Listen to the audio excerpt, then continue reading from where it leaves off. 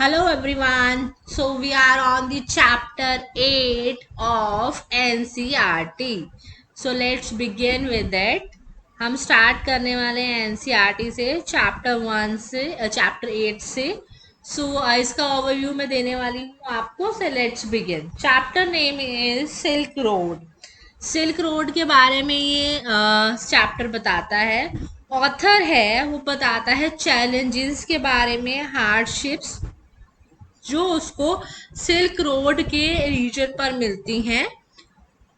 The reader finds it refreshing to transfer such vast tracts of physical geography expenses of the natural world that remain largely untamed. इसमें होता क्या actually, जो reader जब हम पढ़ते हैं इस चैप्टर को तो बहुत ही अच्छा फील होता है, क्योंकि पूरा सिनारियो जो है यहाँ पर शो कर रखा है। फिजिकल ज्योग्राफी है चैप्टर की, और नेचुरल वर्ल्ड को शो किया हुआ है, और कुछ चीज़ें ऐसे हैं जो कंट्रोल में नहीं है, वो भी इस चैप्टर में डिपिक्ट की गई हैं।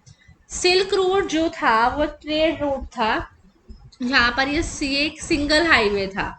और यहाँ पर क्या था कि और रूट्स लिंक करते थे, जैसे कि यूरोप को एशिया से लिंक होता था, जो कि इस एरिया के बीच में, इन कॉन्टिनेंट्स के बीच में ट्रेड करता था। किस चीज़ का?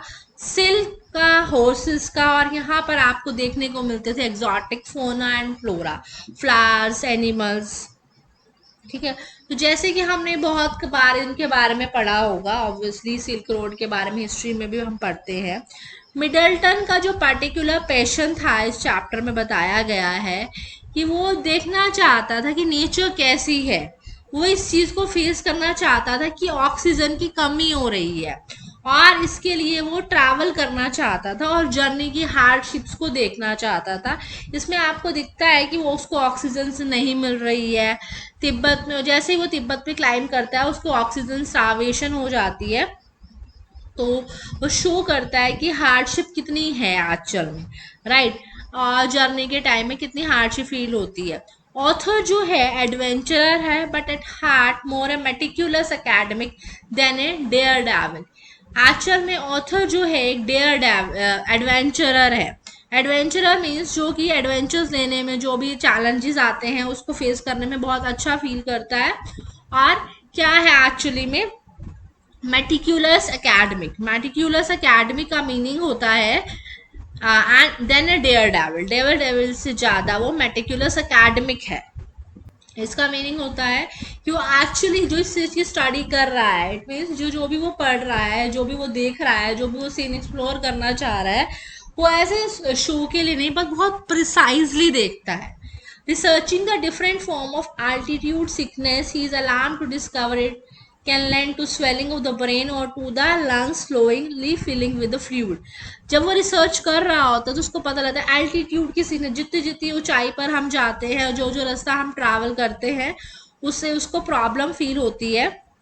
Searching the different form of altitude sickness, is alarm to discover it. उसको पता लगता है कि भाई ब्रेन में स्वेलिंग हो रही है, लंग्स जो हैं फ्लूइड से भर रहे हैं, राइट।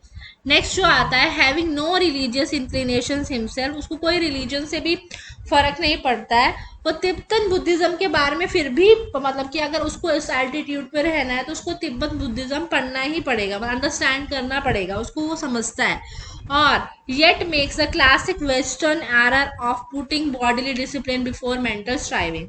और उसको एक अपना, देखिए कहीं भी हम जाते हैं तो हमें उस कंडीशन में, उस एनवायरनमेंट में खुद को अडाप्ट करना पड़ता है। तो वैसे ही मिडल्टन के साथ होता है actually.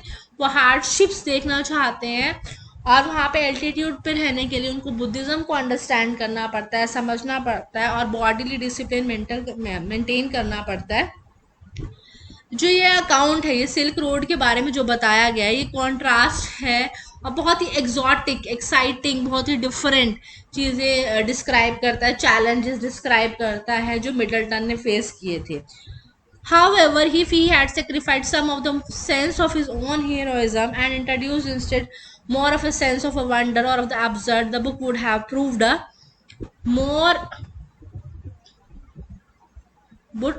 have proved a more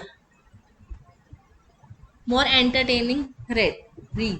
तो अब क्या है, जो इसमें बहुत मिडलटन जो है बहुत चैलेंजेस फेस करता है।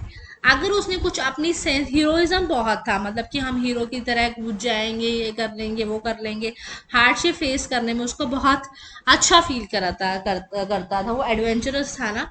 तो अगर उसने अपनी कुछ हीरोइज्म की सेंस को अगर सेक्रीफाइस कर दिया होता और कुछ ऐसा एक्सप्लोर करता कि हाँ ये है और ये है, वॉन्डर की सेंस अगर वो खुद में शो करता, तो बुक जो है वो बहुत एंटरटेनिंग रीड हो जाती, ना कि वो पूरी हार्डशिप से भरी होती, जो कि बहुत ज़्यादा डिफिकल्ट रही है।